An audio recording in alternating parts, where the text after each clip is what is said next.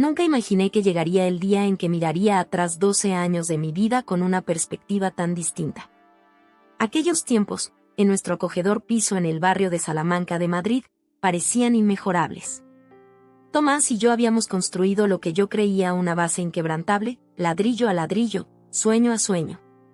La luz de la mañana se filtraba a través de las grandes ventanas, proyectando cálidas sombras sobre nuestro pequeño rincón de desayuno, donde compartíamos café y planes para el futuro. Esos momentos de calma, acompañados por los sonidos de la ciudad despertándose lentamente afuera, se convirtieron en el latido de nuestra relación. Nos conocimos durante mi segundo año en la Universidad Complutense de Madrid, en una fiesta de disfraces organizada por un amigo en el barrio de Chamberí. Tomás iba disfrazado de un icónico superhéroe, y recuerdo haber pensado que su sonrisa iluminaba la sala incluso detrás de aquella máscara tan ridícula. Él estudiaba arquitectura en el Politécnico de Madrid, mientras yo me dedicaba a la psicología clínica. Nuestra primera cita fue en un pequeño restaurante italiano en la Latina, Luigi's, donde el propietario, Marco, nos trató como si fuéramos de la familia desde el primer día. Seguimos regresando allí durante años, celebrando nuestros aniversarios en la misma mesa de esquina donde compartimos por primera vez tiramisú y sueños. Me entregué por completo a la construcción de nuestra vida juntos. Cuando Tomás consiguió su primer proyecto importante en una firma prestigiosa en el centro de Madrid, estuve allí en cada paso del camino, preparándole la cena en aquellas noches largas en la oficina, escuchando sus emocionados divagaciones sobre conceptos de diseño sostenible y siendo su consejera cuando surgían dificultades. Puse mis propias aspiraciones profesionales en un carril más moderado, aceptando un puesto en una clínica local que ofrecía horarios flexibles para poder estar presente en nuestros planes familiares. Compramos nuestra primera casa en Getafe, una antigua vivienda señorial que Tomás se empeñaba en restaurar. Los fines de semana se convirtieron en una vorágine de idas a ferreterías, tutoriales de bricolaje en YouTube y ropas salpicadas de pintura. Aprendí más sobre molduras y accesorios de época de lo que jamás imaginé. La casa se transformó en nuestro lienzo compartido, cada estancia guardando recuerdos de acaloradas discusiones sobre patrones de papel pintado y celebraciones al lograr instalar, por fin, aquella bañera antigua de patas. Mis padres, que vivían en Alcalá de Henares, solían conducir casi todos los domingos para cenar con nosotros. Mi madre traía su famoso asado de carne, y mi padre inspeccionaba el último proyecto de remodelación de Tomás, ofreciendo consejos basados en sus años como contratista. Lo quería como a un hijo, y él adoptó nuestras tradiciones familiares con genuino entusiasmo. Fuimos anfitriones de todas las celebraciones de Acción de Gracias, Navidad y las fiestas nacionales, convirtiendo nuestra casa en el punto de encuentro de ambas familias. Entre los grandes momentos se encontraban innumerables instantes pequeños que en su momento parecían insignificantes y que ahora resultan preciosos. Pasear a Max, nuestro Golden Retriever, por el Parque del Retiro en frescas mañanas otoñales, escapadas espontáneas a la Costa Brava durante fines de semana en temporada baja. Cuando casi teníamos las playas para nosotras, o la manera en que Tomás dejaba pequeños mensajes pegajosos en la cafetera, con chistes malos que me hacían rodar los ojos y sonreír cada mañana. Yo también tenía mis propios sueños, aquellos que creía perfectamente entrelazados en nuestro tapiz compartido. Anhelaba, con el tiempo, abrir mi propia consulta especializada en terapia del trauma, un proyecto que Tomás siempre había alentado. Incluso había empezado a bosquejar planes para convertir parte de nuestra casa en un espacio profesional. Durante las serenas tardes en el porche delantero, viendo a los niños del barrio pasear en bicicleta por nuestra calle bordeada de almendros, conversábamos sobre tener nuestros propios hijos, planificando 2 o 3 tan pronto como concluyeran las reformas. Nuestros amigos a menudo nos llamaban la pareja perfecta, y en secreto me llenaba de orgullo esa etiqueta. Organizábamos cenas en las que todos se reunían alrededor de nuestra antigua mesa de comedor, restaurada con esmero, compartiendo anécdotas y botellas de vino hasta altas horas de la noche. Sara y Miguel, nuestros amigos más cercanos que vivían a pocas cuadras, bromeaban sobre tomar consejos de relación de nosotros. Incluso cuando enfrentábamos dificultades, como aquel año en que la firma de Tomás atravesó una crisis económica, o cuando perdimos a Max a causa de un cáncer, lo hacíamos juntos. Y nuestro vínculo parecía fortalecerse con cada prueba. Me había entregado tanto a nuestra relación que se había convertido en mi identidad. Cada decisión que tomaba estaba filtrada por el nosotros. Cuando me ofrecieron un puesto en una clínica de renombre en Barcelona, lo rechacé sin dudar, sabiendo que perturbaría la prometedora carrera de Tomás en Madrid. Ni siquiera sentí que estuviera sacrificando algo, porque la vida que compartíamos me llenaba por completo. Mirando atrás, puedo ver cómo poco a poco fui perdiendo partes de mí en el proceso de convertirme en la mitad de un todo, pero en ese momento me parecía lo más natural del mundo. El ritmo de nuestra vida juntos era cómodo y predecible, en el mejor de los sentidos. Crucigramas dominicales en la cama, noches de juegos mensuales con los vecinos, barbacoas veraniegas en el patio trasero en las que Tomás insistía en ser el maestro asador. A pesar de su conocida tendencia a quemar todo lo que tocaba. Teníamos bromas internas que evolucionaron a lo largo de los años, preferencias secretas que solo nos entendíamos, y ese silencio cómodo que nace de conocer verdaderamente a otra persona. No éramos perfectos, por supuesto. Teníamos nuestras discusiones sobre las tareas del hogar, sobre las largas horas que Tomás pasaba en la oficina, sobre cuando empezara a intentar tener un bebé. Pero esos desacuerdos se sentían como las peleas habituales de cualquier pareja, las que toda relación atraviesa. Siempre lográbamos superarlas, generalmente terminando en nuestro desgastado sofá de cuero, con tazas de té en mano, encontrando siempre un punto medio y comprensión. Creí que así era la madurez en una relación, la capacidad de enfrentar juntos los retos y salir fortalecidos. Si alguien me hubiera dicho en aquel entonces lo que vendría, no le habría creído. ¿Cómo podía? Cada hilo de mi vida estaba tan entrelazado con el de Tomás que la idea de separarnos parecía imposible. Nuestros sueños compartidos, nuestra casa reformada, nuestras familias y amistades entrelazadas, todo se sentía permanente, tan sólido como los cimientos de aquella casa señorial. Había invertido 12 años de amor, confianza y apoyo incondicional en construir esa vida. Nunca imaginé que, a veces, las estructuras que parecen más fuertes pueden derrumbarse en un instante, dejando tras de sí solo polvo y recuerdos. Era un martes de octubre, aquel tipo de día fresco otoñal de Nueva España que a Tomás y a mí nos encantaba. Estaba en mi consulta en Getafe, terminando con una paciente, cuando mi teléfono vibró.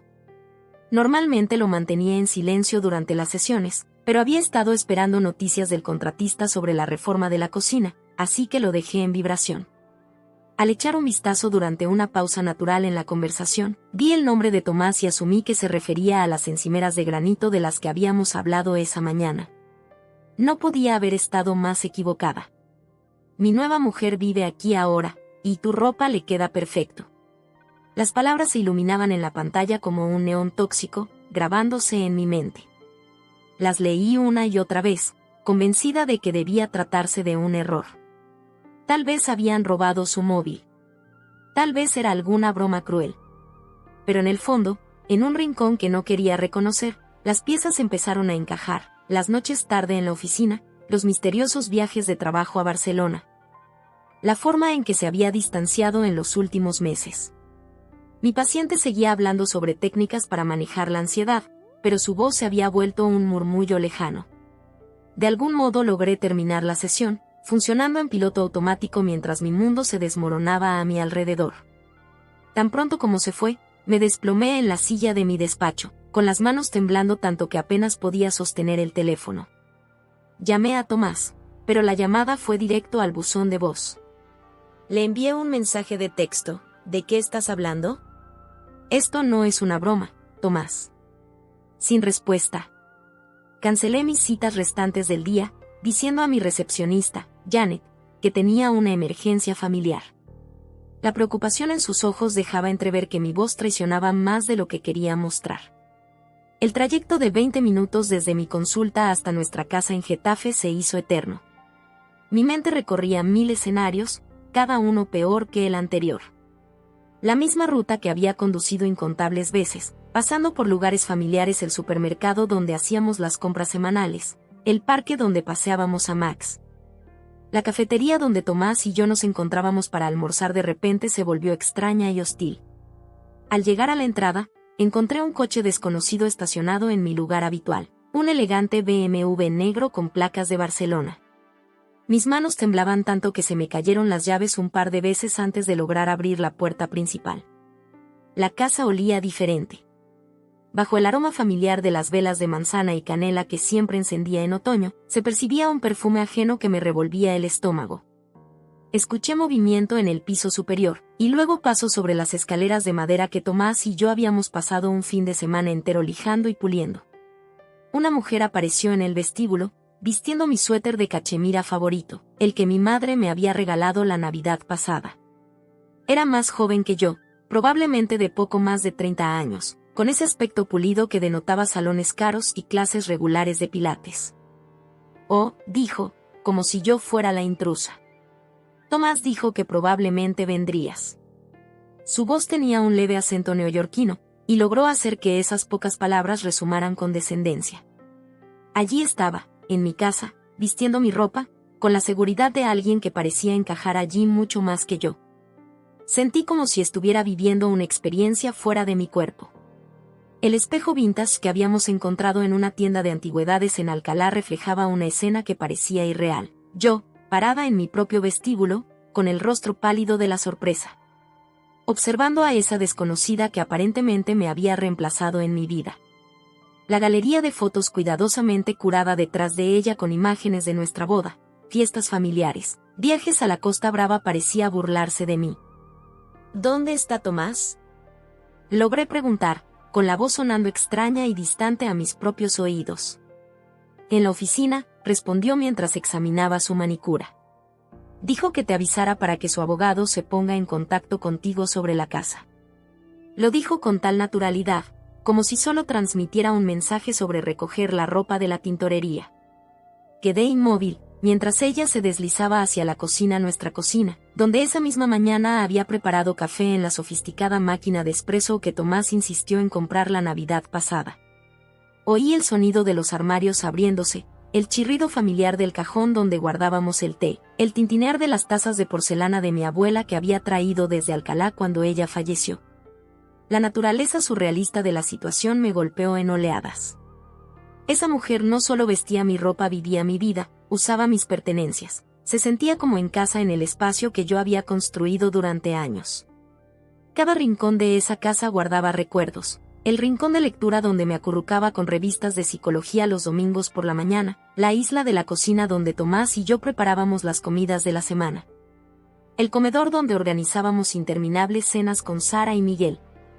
Caminé por mi propia casa como un fantasma, notando con dolorosos detalles las sutiles modificaciones que ya se habían hecho. Mis libros habían desaparecido de las estanterías empotradas del salón, reemplazados por revistas de moda y títulos de autoayuda. Los cojines que había escogido cuidadosamente para armonizar con nuestra paleta de colores habían sido sustituidos por otros más modernos y elegantes. Incluso las fotos eran diferentes. Varios marcos que solían exhibir imágenes de Tomás y de mí ahora mostraban instantáneas de él con ella, rostros sonrientes que atestiguaban una relación que, evidentemente, se desarrollaba a mis espaldas. En nuestro dormitorio, mi dormitorio, su ropa colgaba en mi armario junto a las pocas prendas mías que quedaban.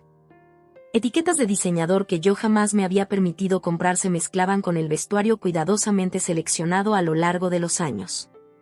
La intimidad del espacio, la invasión de mi privacidad, me produjeron un malestar físico insoportable. Corrí al baño en suite y vomité, mi cuerpo rechazando la cruda realidad que se me imponía. Al salir, ella estaba en el umbral del dormitorio, aún con mi suéter puesto, sosteniendo una taza que mi hermana me había regalado, la que decía: la mejor hermana del mundo, con letras alegres. Tomás dijo que hoy podrías llevarte lo que necesites de tus pertenencias, comentó, con un tono que pretendía hacerme sentir que me ofrecía un favor. Y el resto se resolverá por vía legal. La crueldad tan casual de todo aquello, el mensaje de texto, aquella mujer en mi casa, el desmantelamiento de 12 años de matrimonio a través de trámites legales, se sentía como golpes repetidos en el estómago. Cada respiración traía una nueva oleada de dolor e incredulidad. La realidad, tan cuidadosamente construida, se desmoronaba y yo estaba en medio de ella, siendo herida por cada pedazo que caía. Recogí mi ordenador portátil, algunos documentos importantes de mi despacho en casa y unas pocas pertenencias irreemplazables, fotos de mi familia, la caja de joyas de mi abuela, el diario que había llevado desde la universidad. Todo lo demás se sentía contaminado, mancillado por la certeza de que esa mujer había hurgado entre mis cosas, vistiéndose mi vida como si fuera un disfraz al que se podía cambiar. Al salir de lo que había sido mi hogar durante los últimos 7 años, le escuché al teléfono, presumiblemente hablando con Tomás, su voz resonando por el pasillo. Se está llevando algunas cosas ahora. Sí, parece estar bien. Sin dramas. La frialdad al desestimar mi dolor, reduciendo el fin de mi matrimonio a una simple transacción inmobiliaria, fue el golpe final. Me senté en el coche durante lo que pareció una eternidad, observando la casa o mejor, la de ellos, mientras las sombras se alargaban sobre la fachada ya familiar. La yedra que habíamos cultivado con tanto esmero comenzaba a ponerse roja, creando el despliegue otoñal que siempre nos había encantado. Ahora parecía que la casa sangraba. Mi teléfono no dejaba de vibrar con mensajes de amigos y familiares al parecer. Tomás ya había actualizado su estado en Facebook a en una relación. Ese anuncio digital de la muerte de mi matrimonio, transmitido a través de algoritmos y mensajes de texto despreocupados, resultaba la metáfora perfecta de la destrucción impersonal de todo en lo que creí. Esa noche terminé en la casa de Sara y Miguel, llegando con tan solo mi bolso para el portátil y una pequeña caja de pertenencias apresuradamente recogidas. Sara, al verme, me abrazó con fuerza mientras Miguel recogía en silencio mis cosas y las llevaba a su habitación de invitados. No hicieron preguntas de inmediato, solo me condujeron a su acogedor salón donde su gato, Pepper, se acurrucó en mi regazo como si percibiera mi necesidad de consuelo. Los días siguientes transcurrieron en una nebulosa de shock e insensibilidad. Llamé al trabajo alegando enfermedad, algo que raramente había hecho en mis 8 años en la clínica.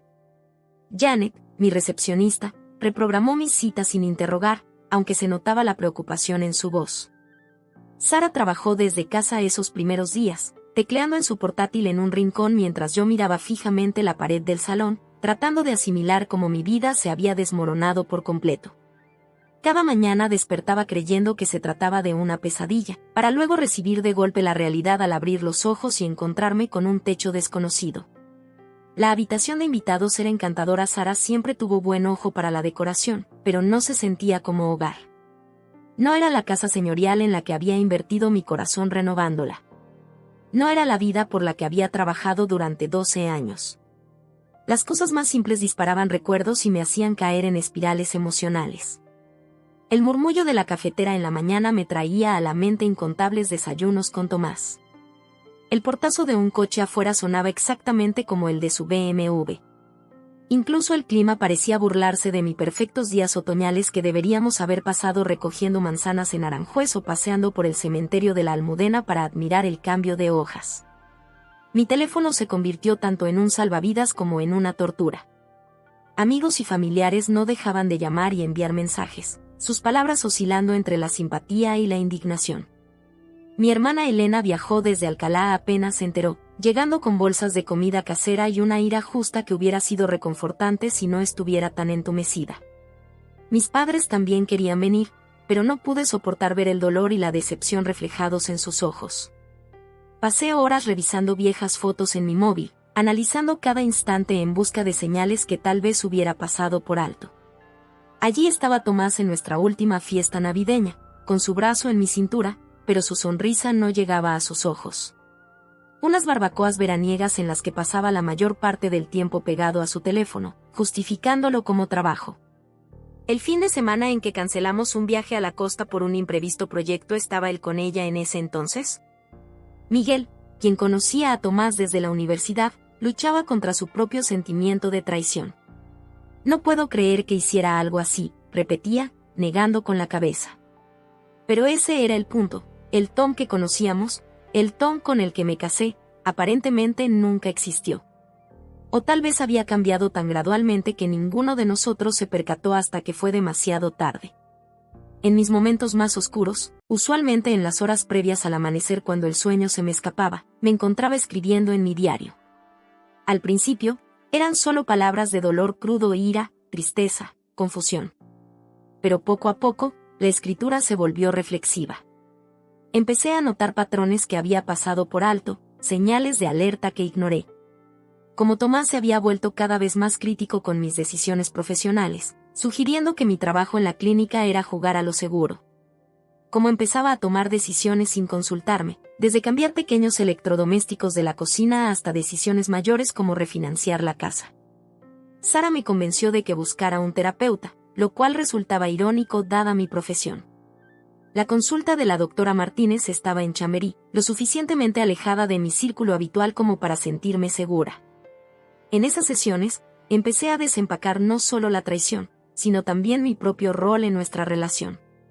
No es que fuera responsable de las decisiones de Tomás, la doctora Martínez fue muy clara al respecto, pero tuve que reconocer cómo me había perdido a mí misma en ser la esposa de Tomás. En una sesión particularmente difícil, me di cuenta de que no recordaba la última vez que había hecho algo solo por mí, sin que formara parte de nuestra identidad de pareja. Mi afición por la fotografía había quedado relegada hacía años. Dejé de asistir al club de lectura femenino que tanto amaba, porque Tomás quería que realizáramos más actividades en pareja. Incluso mis decisiones profesionales se habían moldeado en torno a sus necesidades y a nuestra vida compartida. La traición se sentía a veces casi física, como una herida que cargaba constantemente. Me sorprendía al verme reflejada en espejos y ventanas, asombrada de lo normal que lucía por fuera cuando, en mi interior, todo se sentía destrozado. Perdí peso sin proponérmelo, la comida sabía a cartón cuando lograba comer algo. Sara empezó a dejarme barras de proteína y batidos en mi habitación, preocupada por cómo me quedaban las ropas. Pero en medio de la desesperación, algo más empezaba a emerger. En esos momentos silenciosos entre olas de dolor, comencé a notar destellos de lo que parecía posibilidad. Empezó de manera pequeña. Una mañana probé el café que preparó Sara y me di cuenta de que era mejor que los granos caros que Tomás siempre había exigido. Una tarde me encontré realmente apreciando el atardecer, viendo los colores en lugar de simplemente notar cómo caía la noche. Esos pequeños instantes de lucidez me parecían inicialmente una traición, como si al notar algo bello o sentir algo distinto al dolor estuviera siendo desleal a mi pena. Pero la doctora Martínez me ayudó a verlos de otra forma. La sanación no es lineal, me decía, y no es una traición a tu dolor reconocer que sigues viva. El punto de inflexión llegó alrededor de 6 semanas después de aquel devastador martes. Estaba revisando unos papeles que Sara había traído de la casa cuando encontré un viejo diario de mis días universitarios. Leer las palabras de mi yo más joven, sus sueños, sus ambiciones, esa clara noción de sí misma encendió algo en mí. Pasé la noche entera leyendo, con lágrimas corriendo libremente, pero no eran solo lágrimas de pérdida, eran lágrimas de reconocimiento, de recordar quién había sido antes de convertirme en mitad de Tomás y yo. Aquella noche escribí una carta para Tomás que sabía que jamás enviaría. En ella vertí todo, el dolor, la rabia, la confusión, pero también mi creciente comprensión de que nuestro matrimonio había terminado mucho antes de aquel mensaje de texto.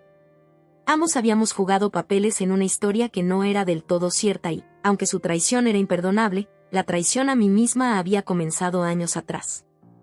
Cuando noviembre dio paso a diciembre y la primera nieve cubrió Madrid, empecé a sentir los primeros indicios de algo parecido a la fortaleza.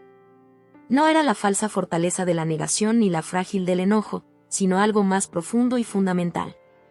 En mis sesiones con la doctora Martínez, empezamos a hablar menos sobre lo sucedido y más sobre lo que podía venir.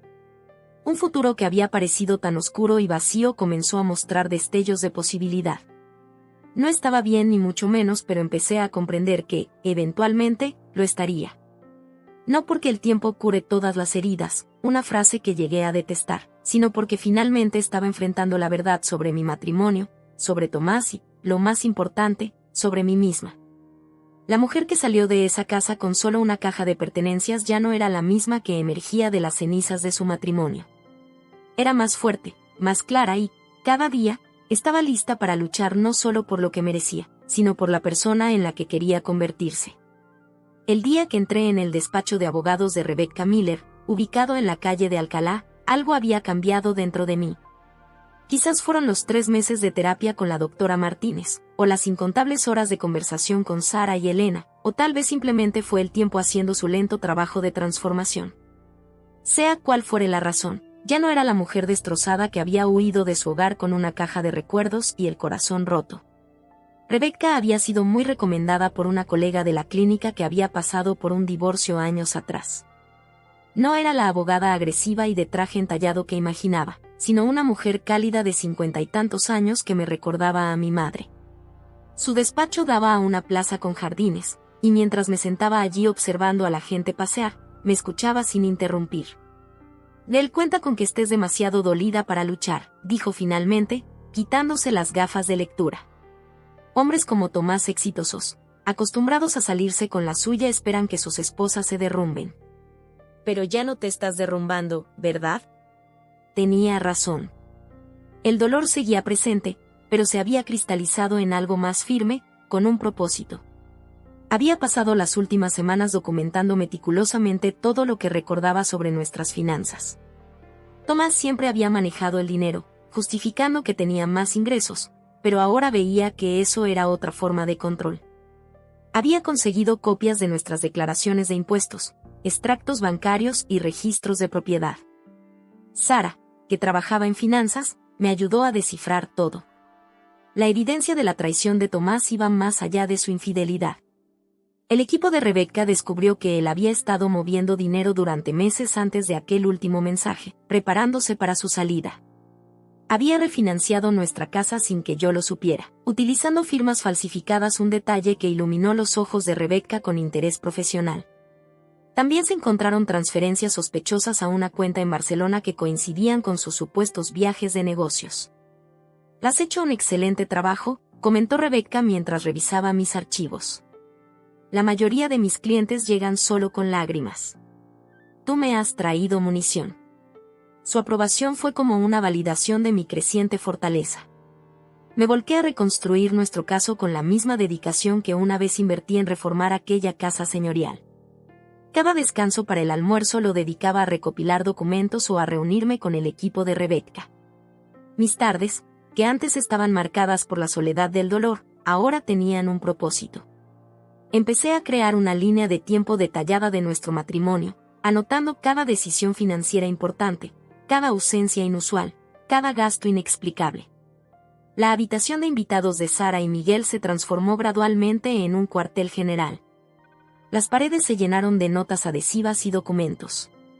Elena, poniendo en práctica su título en periodismo, me ayudó a crear una base de datos con los contactos de negocios de Tomás, rastreando información sobre sus proyectos en Barcelona. Descubrimos que su nueva mujer, cuyo nombre era Jessica Porter, era la hija de uno de sus clientes. La cronología sugería que su aventura había comenzado durante el proyecto de reforma para la empresa del padre de ella. El trabajo era agotador pero empoderador. Cada evidencia que encontrábamos se sentía como recuperar un pedazo de mí misma. Empecé a dormir mejor, a comer con regularidad. Me inscribí en un gimnasio cerca de la clínica, dejando salir mi ira en clases de kickboxing. Mi cuerpo, que se me había sentido ajeno en aquellas primeras semanas de duelo, comenzó a volver a ser mío. Mi vida profesional también empezó a transformarse. La experiencia de haber sido paciente en terapia me brindó nuevas perspectivas en mi propia práctica. Me volví más presente con mis clientes, más capaz de comprender su dolor y resiliencia. Janet notó el cambio, comentando que mi agenda estaba más llena que nunca, con una lista de espera en crecimiento. Una tarde nevada, mientras revisaba documentos financieros con Sara, ella me miró con delicadeza y dijo: ¿sabes qué es raro? Pareces más tú misma ahora que en años. Sus palabras me dejaron sin aliento. Tenía razón, en el proceso de luchar, había empezado a redescubrir a la mujer que solía ser, aquella que tenía sueños y ambiciones propias. Comencé a pensar más allá del divorcio, permitiéndome imaginar un futuro no atado a los planes de Tomás. La idea de abrir mi propia consulta, que había sido un sueño lejano, empezó a sentirse posible nuevamente. Investigué locales en Chamberí, elaboré un plan de negocio en las horas tranquilas después de finalizar mi trabajo de caso. La comunidad que se reunió a mi alrededor fue inesperada y conmovedora. Mis clientes comprendían los días en que necesitaba ausentarme para reuniones legales. Colegas terapeutas de mi red profesional ofrecían referencias y apoyo. Incluso Marco, de Luigis, que se enteró del divorcio por el rumor del barrio, empezó a enviarme cenas cada viernes por la noche, negándose a cobrar. Mis padres, una vez superado el shock y la ira inicial, se convirtieron en pilares de apoyo. Mi padre usó sus contactos en el mundo de la construcción para obtener estimaciones sobre el valor real de la casa, descubriendo evidencias de que Tomás había subvalorado deliberadamente la propiedad en documentos recientes. Mi madre, una maestra jubilada, pasó horas ayudándome a organizar los papeles, aplicando aquella meticulosidad que siempre la había caracterizado. Se acercaban las fiestas y, con ellas, nuevos desafíos. Aquella sería mi primera Navidad sin Tomás en 12 años. En lugar de organizar nuestra tradicional reunión, acepté una invitación para pasar las fiestas con Elena y su familia en Alcalá. El cambio de escenario ayudó, y ver la emoción de mis sobrinas con los regalos y la nieve me recordó que la alegría aún podía existir en esta nueva realidad. Cuando comenzó el año, Rebecca llamó con noticias que lo cambiarían todo. Su investigación había descubierto evidencias de serias irregularidades financieras en la firma de Tomás. No se trataba solo de manipular nuestras cuentas personales, sino de inconsistencias en sus negocios profesionales que podrían tener graves consecuencias para su carrera. La dinámica de poder estaba cambiando. Estamos en una posición muy fuerte ahora, explicó Rebecca en una reunión estratégica. Probablemente pensó que estarías demasiado destrozada para revisar las finanzas con detenimiento. Hombres como él suelen subestimar a sus esposas. Con esa sonrisa cómplice, me di cuenta de que estaba lista. Mirando al cielo invernal sobre Madrid, sentí una oleada de determinación. La mujer que una vez decoró aquella casa señorial con tanta esperanza, que construyó su vida en torno a los sueños ajenos, había desaparecido. En su lugar emergía alguien más fuerte, alguien que comprendía que el amor no debía exigir el sacrificio del yo. Pensé en todas aquellas mujeres que enfrentaban su propia versión de la traición, y supe que mi lucha iba más allá de mi justicia personal. Y sí, dije, volviéndome hacia Rebecca. Estoy lista. El juzgado de la ciudad se alzaba imponente aquella luminosa mañana de marzo, su fachada de granito capturando la luz primaveral. Rebecca caminaba a mi lado, sus tacones marcando un paso firme sobre la acera, mientras Sara y Elena me escoltaban como guardianas. La presencia de la prensa me sorprendió aparentemente. Las irregularidades en la firma de Tomás habían hecho que nuestro caso de divorcio fuera noticia. Los reporteros lanzaban preguntas mientras subíamos las escaleras, pero Rebecca nos condujo con soltura sin comentar nada. Dentro, los pasillos de mármol resonaban con pasos y susurros. Encontramos la sala asignada y me sorprendió lo ordinario que lucía: simples bancos de madera, luces fluorescentes y un leve olor a antigüedad. Esa sala modesta sería el escenario del último acto de nuestro matrimonio de 12 años. Tomás llegó acompañado de su abogado, un hombre de rasgos marcados llamado Jaime Peterson, de una prestigiosa firma madrileña. Jessica no estaba con él. Rebecca se había asegurado de que no asistiera a las vistas. Tomás lucía más delgado de lo que recordaba. Su habitual porte de arquitecto seguro parecía haberse desvanecido bajo el peso de un traje gris. Nuestros ojos se cruzaron brevemente y me sorprendió sentir nada. Ni dolor, ni ira, solo una tranquila certeza de lo que debía hacer. Recuerda, me susurró Rebecca mientras tomábamos asiento, déjalos cometer el primer error. Tenemos la posición más fuerte, y ellos lo saben. Ella me había preparado para este día, repasando posibles escenarios y practicando mis respuestas ante preguntas difíciles. La doctora Martínez también me había enseñado técnicas de respiración para mantener la calma. La juez, una mujer mayor llamada Gloria Chen, entró en la sala. Al ponerse de pie, divisé a mis padres en la última fila. Habían venido desde Alcalá pese a mis protestas de que no era necesario. Verlos allí, el rostro preocupado de mi madre y el asentimiento alentador de mi padre, me dio una fuerza inesperada. Jaime Peterson comenzó con una narrativa cuidadosamente elaborada sobre el crecimiento mutuo en caminos separados, tratando de pintar las acciones de Tomás como lamentables pero comprensibles. Su discurso fue hábil y casi convincente si uno no conociera los documentos falsificados, las cuentas ocultas, la táctica calculada. Cuando Rebecca se levantó para presentar nuestras pruebas, la atmósfera en la sala cambió perceptiblemente. Desplegó meticulosamente la línea de tiempo que habíamos construido, respaldando cada afirmación con documentación, la refinanciación de la casa con firmas falsificadas, las transferencias sospechosas a cuentas en Barcelona, el patrón de manipulación financiera que trascendía lo personal e inundaba los negocios de Tomás. Su señoría, dijo Rebecca, con voz firme en la sala enmudecida, este no es un caso de dos personas que se han distanciado. Se trata de un patrón deliberado de engaño y fraude financiero, ejecutado durante meses con evidente premeditación. Observé el semblante de Tomás mientras Rebecca exponía las evidencias. Su expresión serena se quebró al mencionar fechas y transacciones específicas.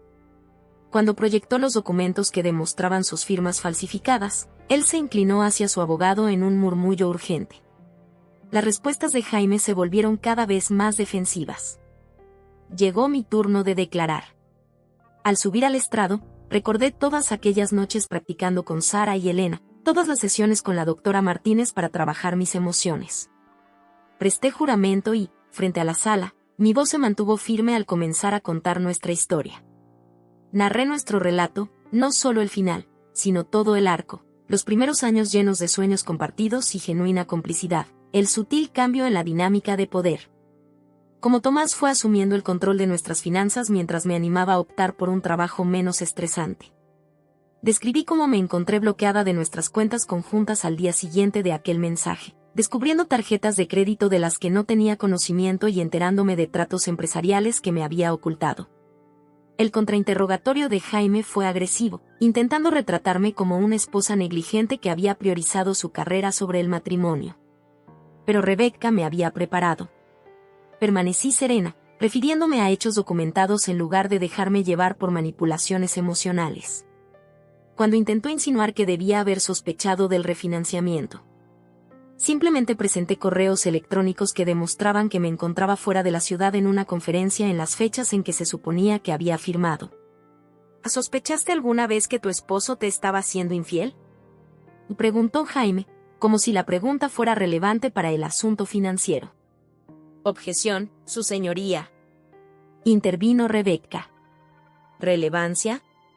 La admitiré, dijo la juez Chen, con interés en los ojos. No, respondí con sinceridad. Confiaba ciegamente en él. Por eso pudo ocultar su fraude financiero durante tanto tiempo. Durante un breve receso, Sara apretó mi mano y me susurró, «Lo estás haciendo muy bien. Se nota que está nervioso». Tenía razón, la fachada segura de Tomás se había agrietado, dejando entrever al hombre que había creído poder desechar 12 años de matrimonio con un cruel mensaje de texto. Los expertos financieros contratados por Rebecca testificaron a continuación, desmenuzando el complejo rastro de transacciones y transferencias que revelaba la verdadera historia del fin de nuestro matrimonio. Su testimonio, técnico pero condenatorio, demostraba cómo Tomás había trasladado sistemáticamente activos y ocultado recursos en preparación para su salida. A medida que avanzaba el día, noté que la juez Chen prestaba especial atención a la documentación sobre la casa. Las firmas falsificadas la inquietaban claramente, y realizó varias preguntas precisas sobre el momento de la refinanciación. Los intentos de Tomás por explicar las discrepancias se volvieron cada vez más poco convincentes. El golpe final llegó cuando Rebecca presentó pruebas de que Tomás había usado recursos de la empresa para financiar su nueva vida con Jessica, llegando a cargar gastos personales a cuentas de clientes. Esto trascendía el divorcio, se ponían en duda sus principios profesionales. Finalmente, cuando Tomás subió al estrado, parecía ser una persona distinta al arquitecto seguro de sí mismo que había dominado salas llenas de clientes. Su testimonio fue defensivo, plagado de contradicciones que Rebecca hábilmente expuso con preguntas precisas. Al presentar correos electrónicos que demostraban que había planeado el refinanciamiento con meses de antelación, justo cuando yo estaría afuera, sus explicaciones se desmoronaron. Hacia la tarde, la juez Chen había oído lo suficiente. Su resumen fue breve pero decisivo. Citó la evidencia irrefutable del fraude financiero, sobre todo los documentos falsificados y las cuentas ocultas. La casa sería vendida, destinándose la mayor parte de las ganancias para mí. Las cuentas de jubilación se repartirían, pero en mi favor por la demostrada manipulación. Tomás asumiría todos los gastos legales. Además, añadió, mirándolo fijamente, remitiré la evidencia de las irregularidades financieras a las autoridades pertinentes. Esto ya no se trataba solo de nuestro divorcio, su reputación profesional, e incluso su licencia, estaban en juego. Al salir del juzgado, el sol poniente pintaba el horizonte de Madrid en tonos dorados. Los reporteros volvían a lanzar preguntas, pero esta vez Rebecca ofreció una breve declaración, resaltando el reconocimiento judicial del fraude financiero. Me quedé a su lado, erguida en silencio, sintiendo el peso del último año desvanecerse con cada palabra que pronunciaba. Más tarde esa noche, reunida en el salón de Sara y Miguel con mis más cercanos apoyos, me permití por fin sentir el impacto total de lo sucedido. No se trataba solo de ganar o perder, sino de defender la verdad, de rehusar ser borrada de mi propia historia.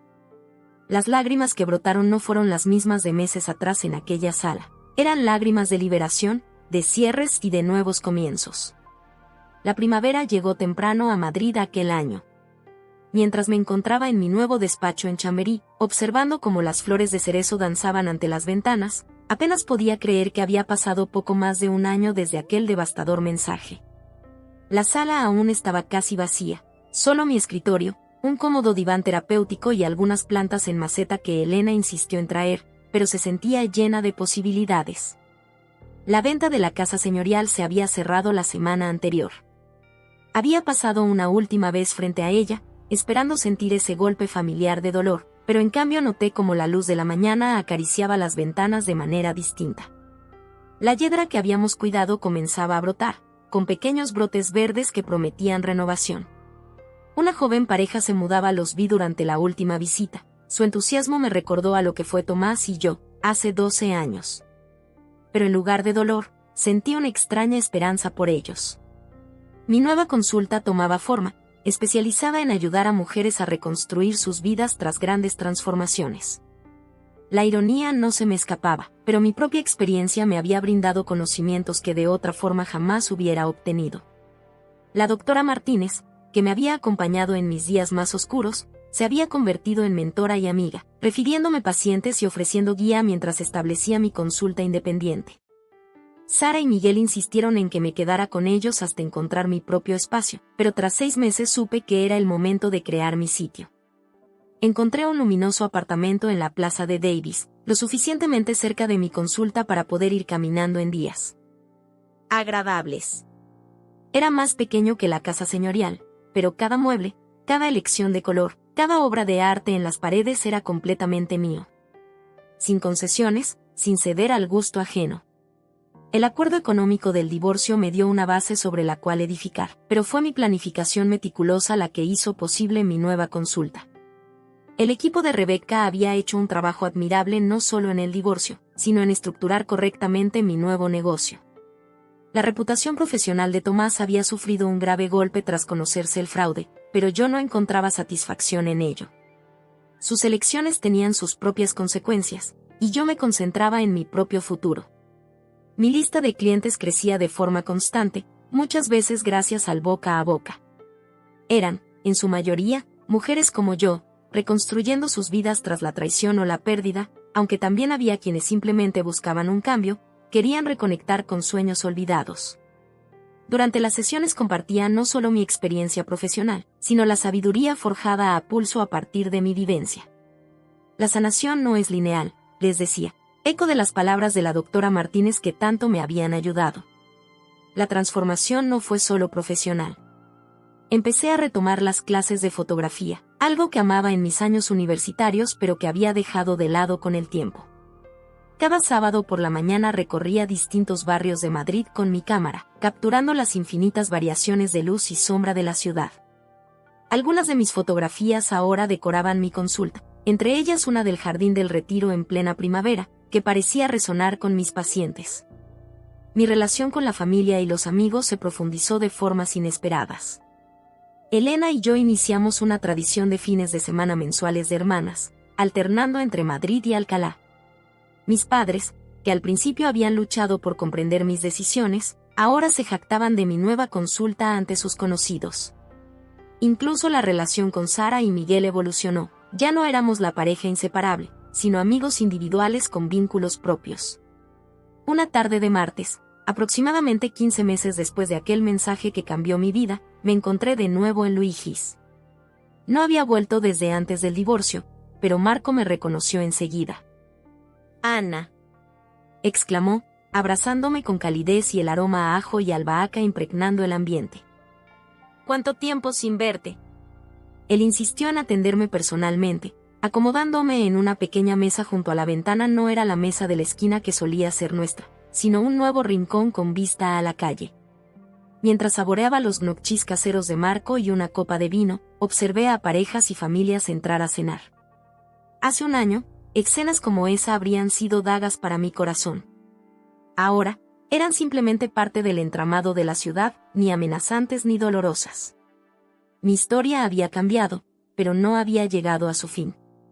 El diario que comencé en aquellos días oscuros también había evolucionado. Lo que empezó como un registro del dolor se transformó en un testimonio de transformación. Al releerlo recientemente, pude trazar la travesía desde la devastación hasta la reconstrucción, desde la pérdida hasta el redescubrimiento. Algunas páginas me hacían llorar, otras me llenaban de orgullo, pero todas me recordaban lo lejos que había llegado. Mis grupos de terapia se convirtieron en una fuente inesperada de alegría. Ver a mujeres apoyarse mutuamente, reconocer su propia fuerza y resiliencia, añadió una dimensión a mi consulta que jamás había anticipado. Celebrábamos cada pequeña victoria: primeras fiestas en solitario, nuevos empleos, nuevos hogares, nuevas revelaciones. Su valor me inspiraba a seguir rompiendo mis propios límites. Comencé a ofrecer voluntariamente talleres en un centro de mujeres, impartiendo clases sobre alfabetización financiera e independencia emocional. Las habilidades que adquirí durante el divorcio: interpretar documentos financieros, reconocer patrones de control, construir redes de apoyo, se convirtieron en herramientas que podía compartir. Era como transformar el veneno en medicina, usando mi experiencia dolorosa para ayudar a otras a protegerse. Los sueños que ahora tenía eran diferentes de los que compartí con Tomás, pero eran enteramente míos. Planeaba expandir mi consulta, quizás incorporar a otra terapeuta. Incluso consideré escribir un libro sobre la recuperación emocional y financiera tras la traición. Empecé a aprender a navegar, tomando clases en el Centro Náutico Comunitario del Río Manzanares, algo que siempre quise hacer pero nunca encontré tiempo. Un año exacto después de la vista judicial, recibí un paquete inesperado. Era de Rebeca, un pequeño cartel enmarcado que ahora colgaba en mi despacho, con la frase: el fondo del pozo se convirtió en la base sólida sobre la que reconstruí mi vida. Al verlo, recordé que los finales también son comienzos, que lo que parece destrucción puede ser el primer paso hacia la creación. La vida no era perfecta, todavía tenía momentos de duda, días en los que el pasado se sentía más pesado de lo habitual, pero había aprendido a aceptar esos sentimientos sin dejarme dominar por ellos. Eran parte de mi historia, pero ya no la definían. La mujer que huyó de su hogar con una caja de pertenencias se había convertido en alguien más fuerte, más sabia y más auténtica que jamás lo fue en su matrimonio. Conforme la primavera dio paso al verano, empecé a mirar hacia adelante más que al pasado. El futuro se extendía ante mí, no como un camino cuidadosamente trazado, sino como un paisaje de posibilidades. Había aprendido que las bases más sólidas no se edifican sobre promesas ajenas, sino sobre el cimiento del autoconocimiento y la resiliencia. Mi nueva vida no era un reemplazo de lo perdido, era algo totalmente distinto, enteramente mío y absolutamente digno de ser luchado.